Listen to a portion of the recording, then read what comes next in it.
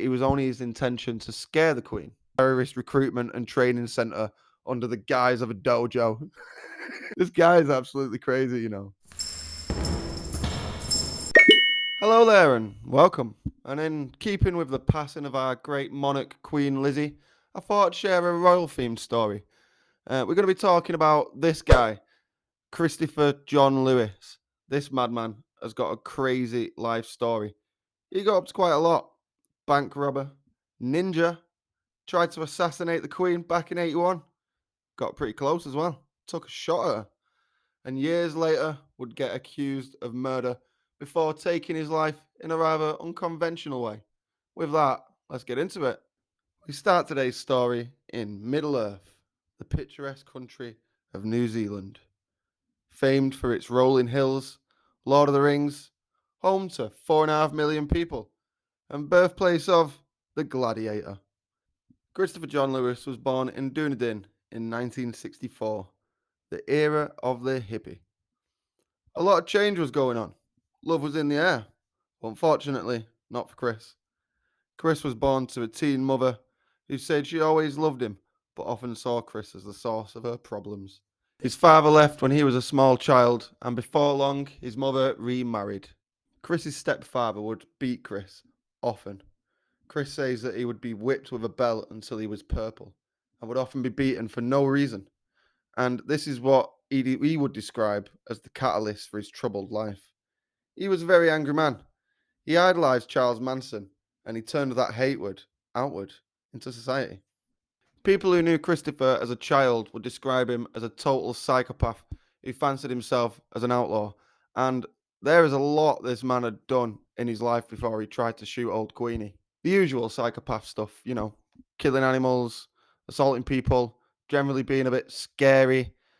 One of the main things that stood out to me is he once pointed a gun at an old lady and demanded a ride to the shop. He was just 15 at the time. His former friend is quoted as saying, Chris was beyond messed up and would always talk about how he wondered what it'd be like to take somebody's life. Even stranger still, Chris was reportedly incredibly talented and was very proficient in many instruments, including the piano and the clarinet. He also trained in martial arts and was very good at it. He said he trained from the age of 14 and learning Taekwondo before being introduced to ninjutsu by his sensei, Master Long. In 1981, when Chris was just 17, he and his two schoolmate accomplices formed what he called a breakaway group of the National Imperial Guerrilla Army, a right wing nationalist group that police would later conclude had only 3 members. This group was formed to take action against the institutions that Chris saw as destroying his country, and he wanted to make a point. On October 5th of 1981, Chris and his two friends broke into a gun store and stole several weapons. A week later, on October 12th, on their lunch break, went to this post office where they held up staff and 2 small children before making off with $5,000. They then went back to school and sat an exam. How long is the lunch break, man? Miraculously, they were never caught. The police had no leads, but it was only a couple days later when old Queenie was in town. And well, our Chris here, he spotted opportunity. Because when Queenie comes to town, it's go big or go home. The Queen was in New Zealand as part of a state visit and was visiting this museum, the Otago Museum in Dunedin. Looks pretty cool, to be honest. This was reported in the newspaper, and so Chris knew pretty much exactly what time she'd be there. He's been to this museum before. He had a pretty good idea of whereabouts she would arrive. He took the rifle he stole a week earlier, a 22 caliber rifle, wrapped it up in an old pair of jeans, and then rode by bicycle the short ride from his house to the museum. He somehow was allowed entry to the museum with a gun down his trousers and proceeded to the bathroom, where he lay in wait for the Queen to emerge. When she arrived by car, he took aim out the bathroom window. He took a single shot. The bullet is reported as not landing anywhere near the Queen. This is corroborated by Chris, as he says that he didn't have a rifle or a vantage point good enough to do any actual damage, and it was only his intention to scare the Queen. He managed to escape again, and amazingly, again, the police had no idea who fired the shot. They originally told the public the loud noise was actually a sign falling over. They didn't want panic, and a bit higher up, the government was worried about a treason charge. It wouldn't look good for the Kiwis, you know? Despite the best efforts, the police had no leads, and it was purely by chance that Chris was finally caught. He was brought in for questioning on an unrelated robbery. In that interview, he freely admitted the whole thing, and he led officers to the building where the gun and the shell casings were still hidden in the building. As I said earlier, a treason charge wouldn't look good for the Kiwis. And in order to cover this up, the New Zealand government decided to charge Chris with possession of a firearm and public discharging of a firearm. He reportedly was disappointed at this and said, "Only two charges? What? Shit. Had the bullet hit her? Would it be treason?" He was jailed for 3 years for his crimes of trying to kill the Queen, with the last part being served in a psychiatric hospital, during which time another state visit was taking place. This time, Prince Charles. And our Chris here, well, two for two, as they say. Authorities said he meticulously planned out the assassination of Prince Charles and was only apprehended trying to escape the hospital. So, 3 years in prison, he comes out, he's semi reformed, he wants to settle down and have a family. He went on to live with his parents for a bit. He adopted a kitten named Tigger, and he seemingly had turned his life around. He even opened his own dojo, and he would some of the things he would get his students to do sound horrible, like running hundreds of miles cross country. Um, he would make them tread water for 3 hours. There was other useful lessons like on how to use knives, darts, poisons, and spikes, as well as other useful information like world politics and bush survival. The authorities basically said that he was running a terrorist recruitment and training center under the guise of a dojo. This guy is absolutely crazy, you know. Unsurprisingly, Chris Lewis struggled to stay on the straight and narrow, and one day in 1987, he snapped. Armed with a fake pistol and his trusty ninja sword, Chris robbed a Christchurch bank and three post offices, swagging 20 grand. And for about 6 weeks, he and his kitten rented a small flat as he posed as a writer in a small town on the other side of the country. But running out of money, he decided to go back to Christchurch to rob another bank. This time, though, the police were on his tail.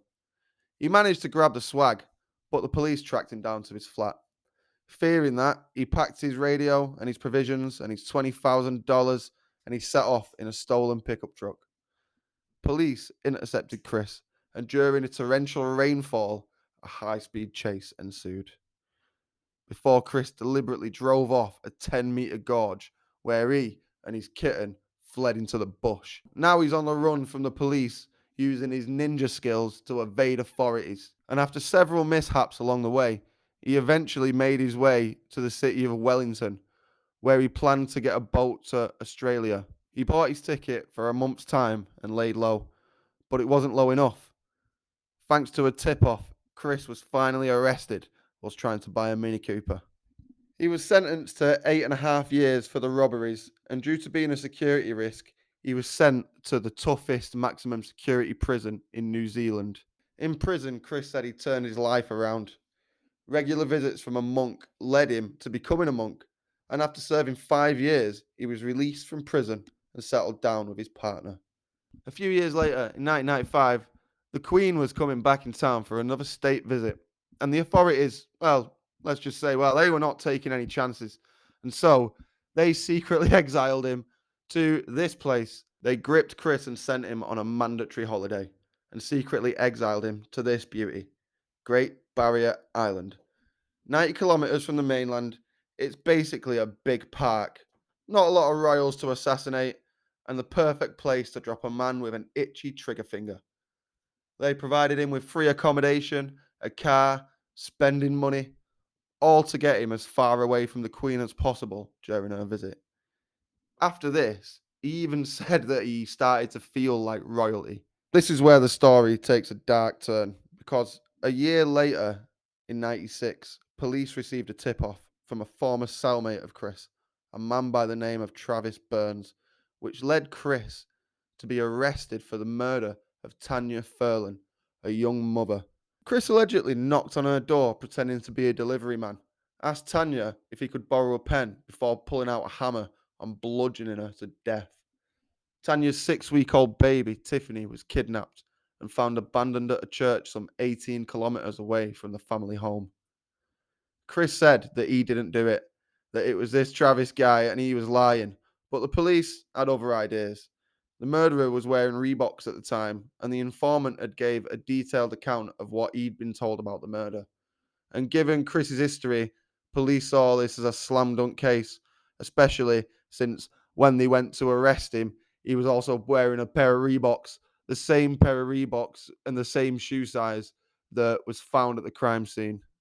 They relocated the informant, Travis Burns, and gave him a new identity. And then it gets even weirder. You see, Chris protested his innocence.